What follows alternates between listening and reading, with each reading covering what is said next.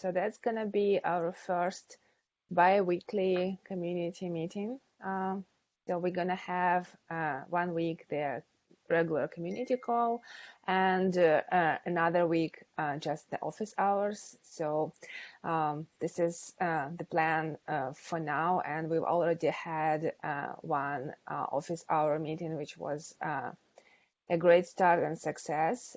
So this is what we're going to continue doing. Like, if someone happens not to know me, I am a new Andrew. So Andrew resigned Adobe and I took over PWA. You might know me from Page Builder project. So now I'm a mother for 2 of those. So the agenda for today is basically I want to share the roadmap updates. If you haven't had a chance to see that on GitHub, I would like to walk you through and like have some time for questions, if any. And also we have some demos from the team about my account and wishlist progress. That is it on the course side. On the community side, guys, do you want to share anything during this call?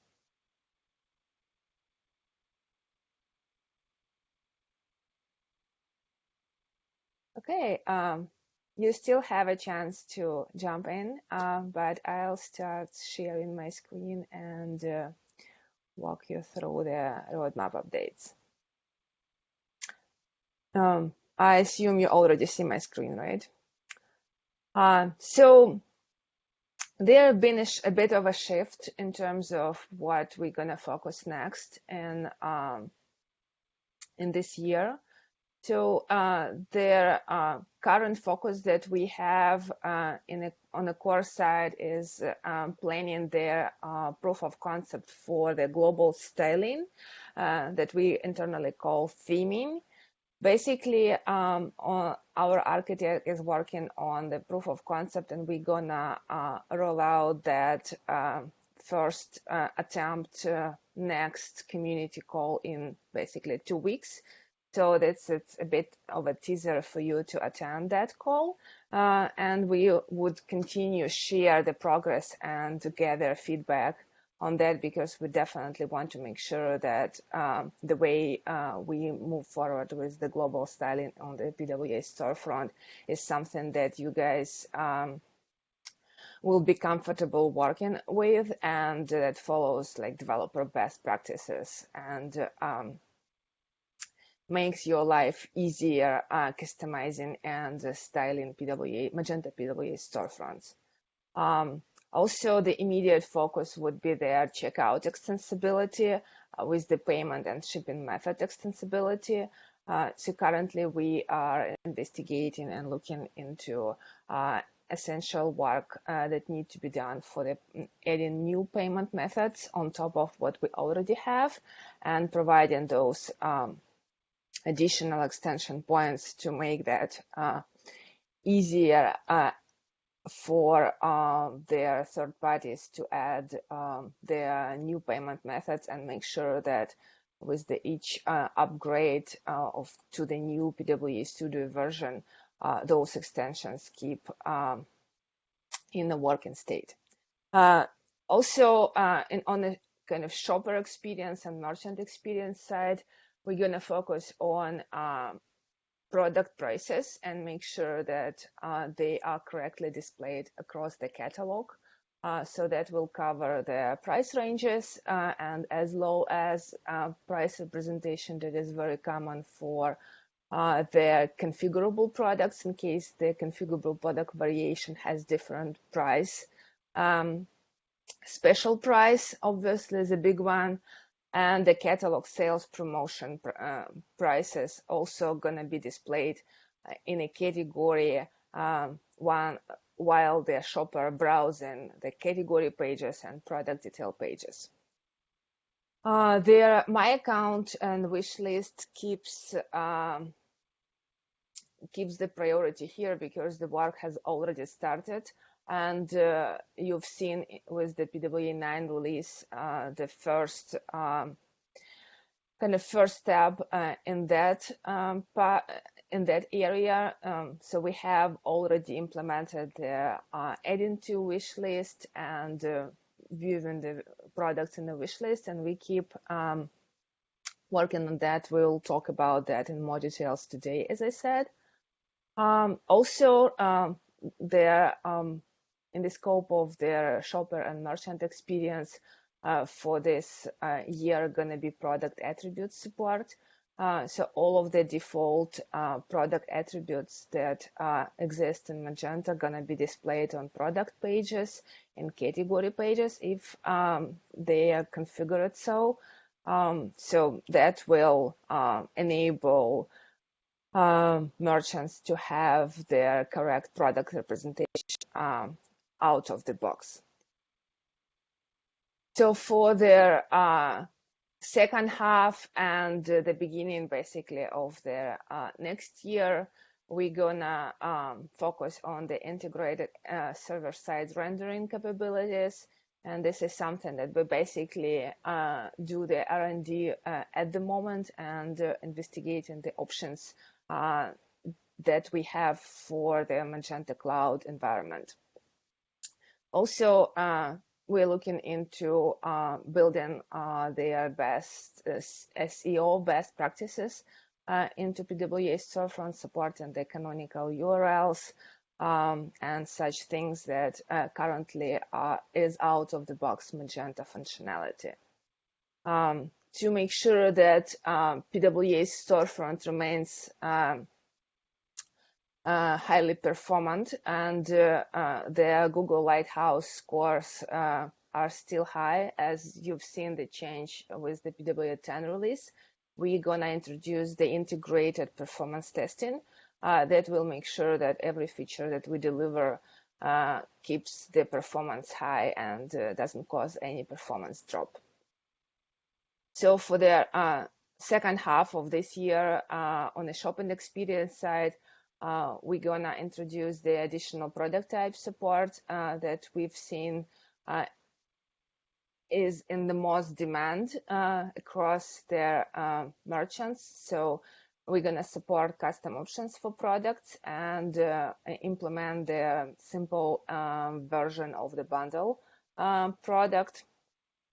Also, very desired functionality of displaying swatches and add to cart button on a category page that streamlines the shopper experience and enables buyers to configure their complex product and add that to the cart right from the category page, bypassing the product page.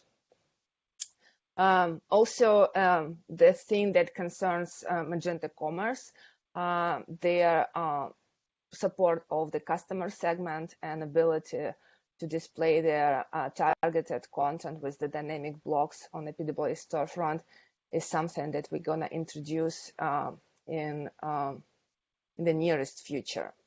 So this is, again, as I said, the immediate plans that we already defined and started working on, like either the R&D part or the proof of concept or the implementation. So this is something that we are actively looking at, and like we agreed on internally that we're not gonna publish something that is more like far future, so it just doesn't distract you guys from what is the immediate focus and what we're gonna roll out next. I will allow some time for questions if you have any on that before we move forward with the My Account review and demo. Any questions about the roadmap? Looks like there's one in chat. Oh, okay. Since I'm sharing, it's kind of tricky to see Yeah, it. I'll read it out for you. Okay. Andre asks, is there any resource with an aggregated table showing what parts of functionality are already covered by PWA in addition to this dev roadmap plan?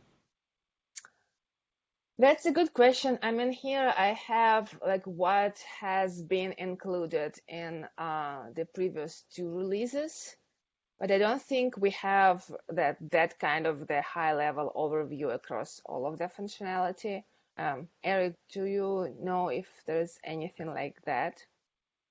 It's a good suggestion. We get that from time to time. I think it's something we've talked Yeah. about in adding to dev docs, right? And so we'll definitely take a look at it because this does come up from time to time, but we don't have anything readily available yet. It's more of a look forward roadmap. Yeah, that's right.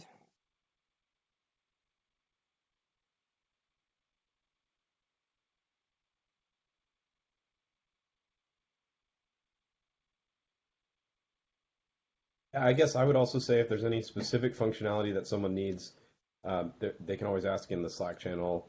Someone's bound to know whether that's covered in that use case would be covered. And then obviously if it's not, then open a feature request on GitHub and we can prioritize it or check it out. Oh, there's a question about the further desktop optimization. It's actually the good one because it's exactly what was on my radar lately. So after the mega menu release, like I asked myself, what are the things that we need to do in terms of the further desktop optimization? And for now, we just have that as the kind of a research epic for their product and UX to identify the scope that we want to prioritize for the further desktop optimization. And Chris, definitely we can work close with you to kind of make sure that your feedback is taken into the account.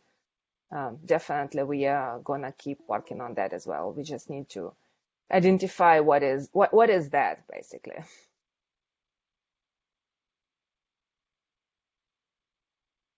Okay. If there are no more questions, I think I see the request to demo the LSP and SSR. We can do that now and save the My Account demo for later today.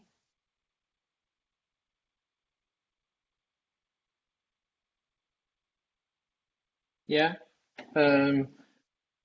I've been working on SSR with PWA, and I also created a PR for this because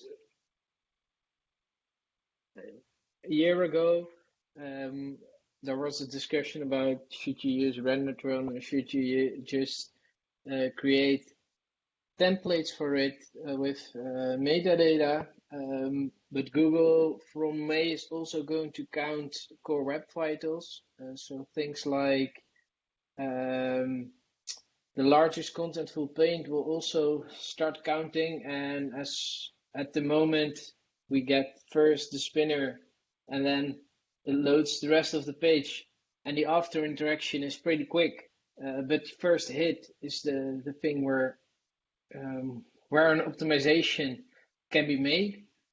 What I did is use Rendertron to give the first hit, and then use React DOM hydrate to eventually don't only serve a static page, but serve an actual PWA. And I could illustrate this, what it means. Back to screen. I think you now see my Chrome, and I'm not Yep. sure.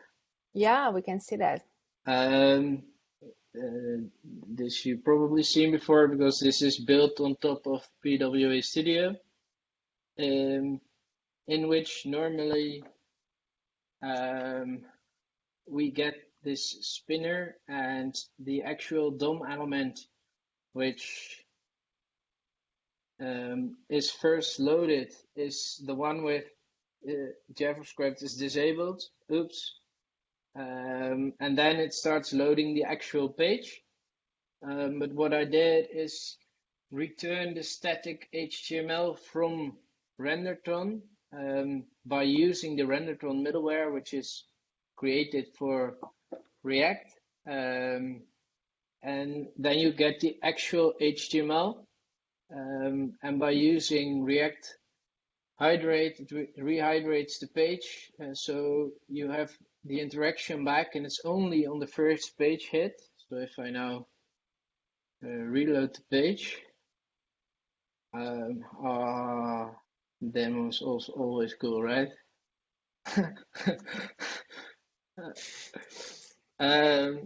This is a local.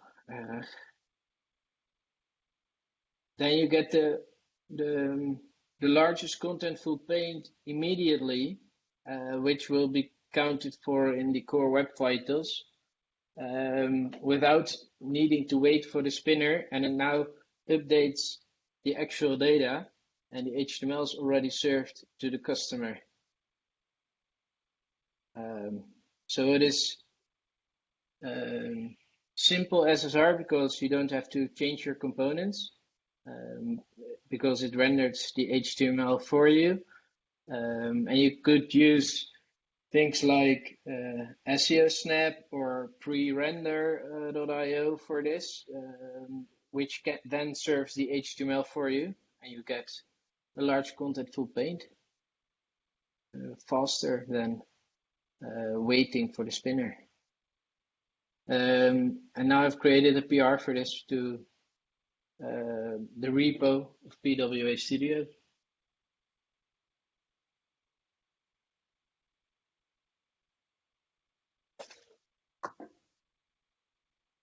So it's mainly focused on the core web vitals, which in May will be changing a little bit, which we'll take a look at the largest contentful paint as one of the metrics.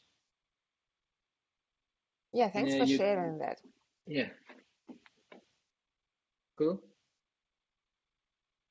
You guys have any questions to that?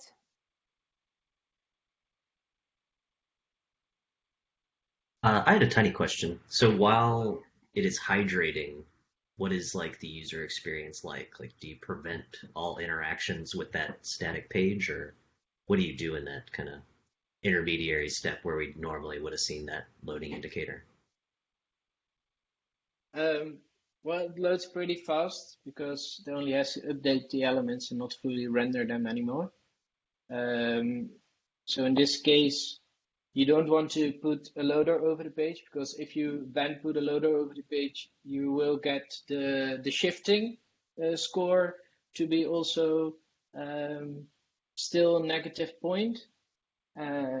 So you want the spinner to go away only on the first hit, and when the customer changes to another page, then you want the spinner, because the customer has to know that the page is loading, but it's pretty fast when you switch between pages, of course. So it's only for the first actual hit. So when you come from the search engine, from a product page in Google, for example, that hit is faster served to you. Very cool.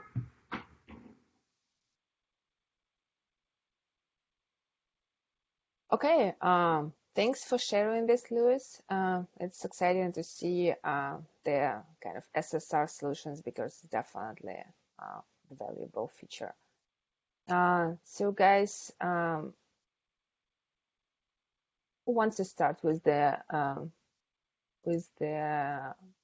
add to favorite functionality demo? I could start.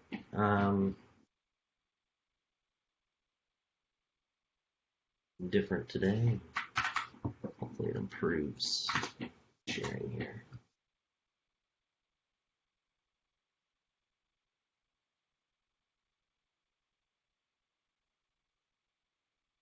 Right. Can you see Venia? Yep. Great. Okay, so the feature that I am working on is related to adding to the favorites from the category page. I think recently we merged some functionality to add to favorites from the product page. So this is actually going to take a slightly different design take, where previously you didn't see these buttons at all until you're signed in. Now these are always going to be present, but if you're not signed in like I am now, when you try to click one, it'll say you need to sign in. No, I'll skip that. After you see that message, you can say, okay, I'll sign in, or I'll just go and create an account here. Let's see, hopefully that's unique.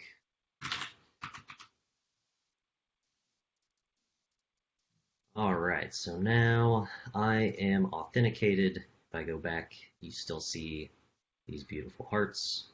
And if you see something you like this Hannah sweater, you just click it, and it confirms that you've successfully added.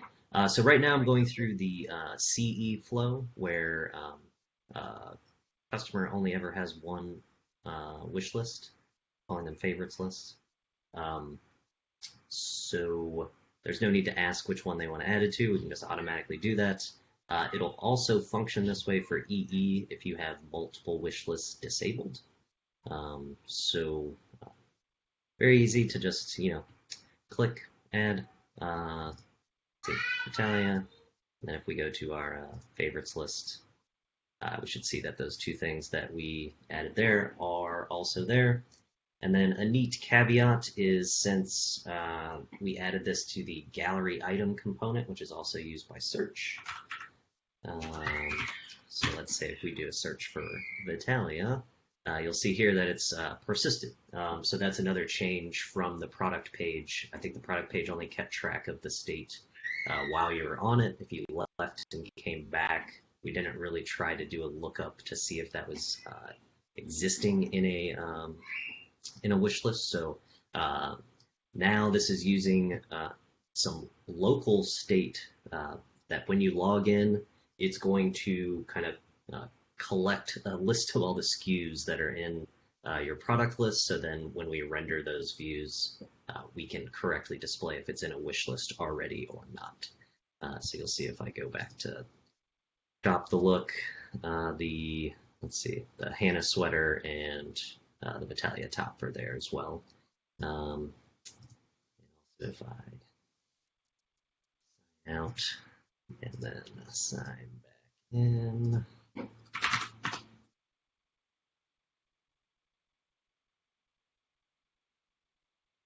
And go down to the Hannah sweater and Vitalia top. See, still persisted. So I'm not locked into this design yet, because I know there could be like some performance implications collecting all this data on login. So I'll have to see how performant this might be. We'll likely just go ahead and lazy load that wish list data. So there might be a chance if you're super fast after you log in and go to a view while we're still collecting that data, it might not show up, but as soon as we do get it, it'll fill in as expected. And then the EE flow is going to be very similar to what Stephen demoed from the product page, but I think Scott was going to go ahead and run through the XD demos of that functionality and show off what you can expect from the category page.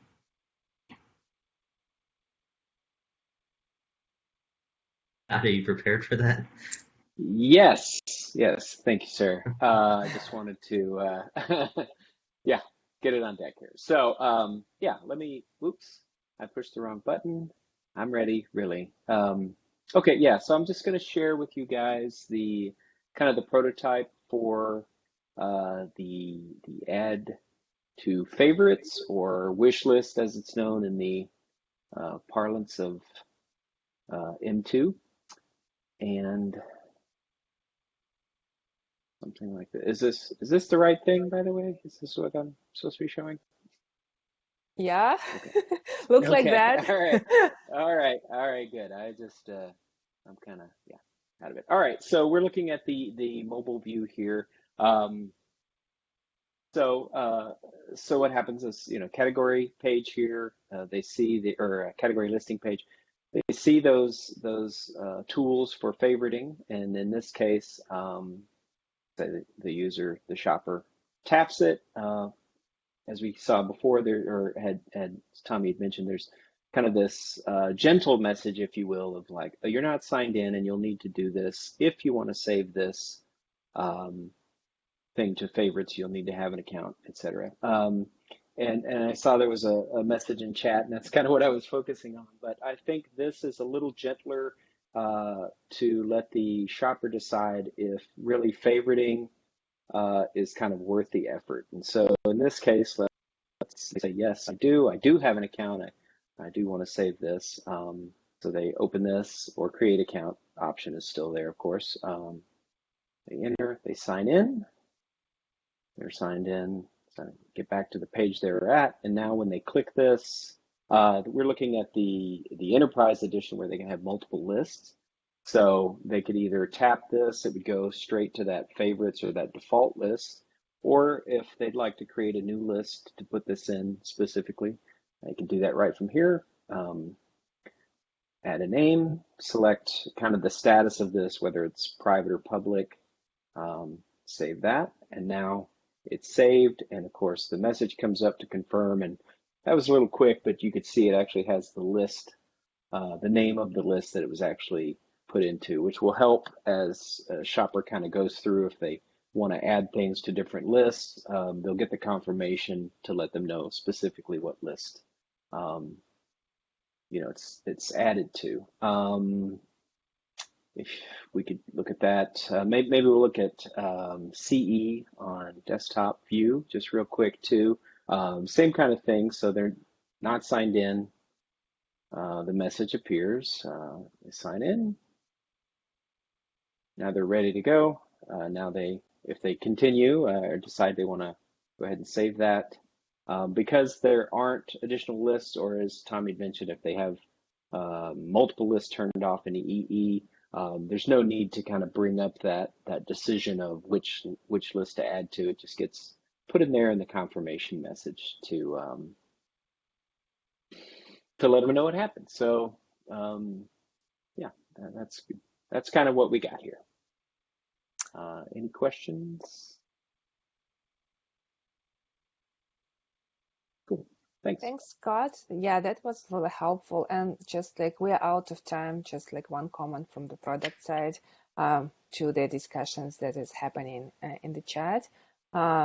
Definitely, we kind of see that the option to for the user to log in immediately and not having that kind of extra step of seeing a message would be a better experience and like seamless, but that, as you've seen in the message chat, requires more work from our side. And this is like an intermediate step towards that. So we still think it's better to have that indication of the adding to wish list displayed to all of the customers, regardless their logged in status, rather than display that only to the users who've already logged in. So there are other features in Magento Storefront that would require users to log in, like, for example, additional product types. Definitely, some of those require users to be logged in. So we will go back to that and eventually refactor that and unify the experience. But for now, it's just kind of the best that we can have with the current resources.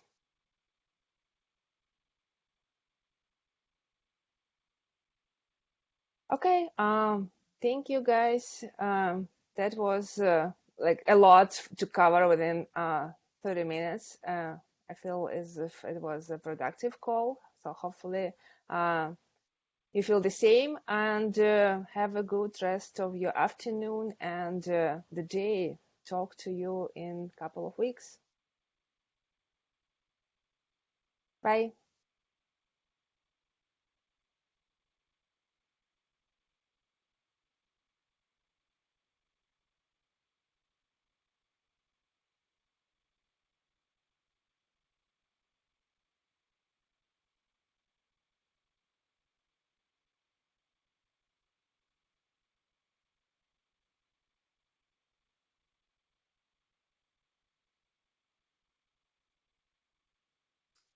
Steven, what's that behind you?